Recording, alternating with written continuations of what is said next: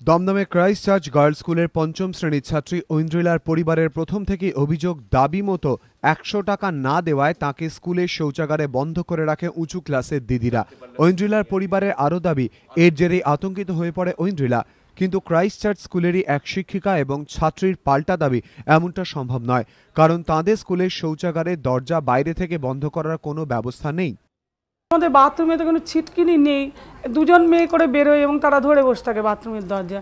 কিছুই না, বুঝতে পারছি না ঘটনাটা, তবু যেটা ঘটেছে সেটা অত্যন্ত লজ্জাজনক। ভিতরে এখন কি হয়েছে সেটা কেউই জানে না, যারা করেছে শুধু তারাই জানে।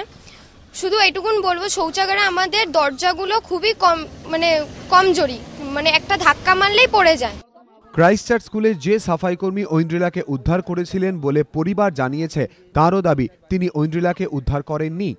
আমি তো কোনো মেয়েকে আজ পর্যন্ত ৬ বছর ধরে চাকরি করি, ৬ বছরের মধ্যে আমি কোনোদিন না কোনো ক্লাস থেকে না বাথরুম থেকে বের করিনি। তো ছিটকিনি তো একটা বাথরুমে তো এটা যে দুখানা বাথরুম আছে দুপাশে, এটা বাথরুমে প্লাস্টিকের দরজা, সব ভাঙা দরজা, ওখানে ছিটকিনি। আর এই পাশে যে বাথরুমগুলো আছে ওইগুলোতে ছিটকিনি বাইরের থেকে আছে, লক হবার কোনো ইয়ে নেই। তো আপনারা গিয়ে ওইখানে গিয়ে দেখতে পারেন, বাইরে থেকে লক করা যায় না।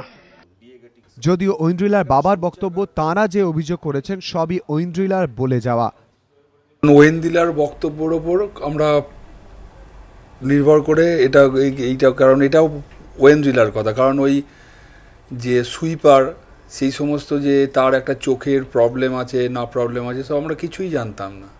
বিতর্ক, অভিযোগ, পাল্টা অভিযোগ চলবে, দাবি সত্য মিথ্যা নিয়েও প্রশ্ন উঠবে, কিন্তু এসবের মধ্যেই সত্যি একটাই, আর ফিরবে না ক্লাস 5-এর ফুটফুটে শিশুটা।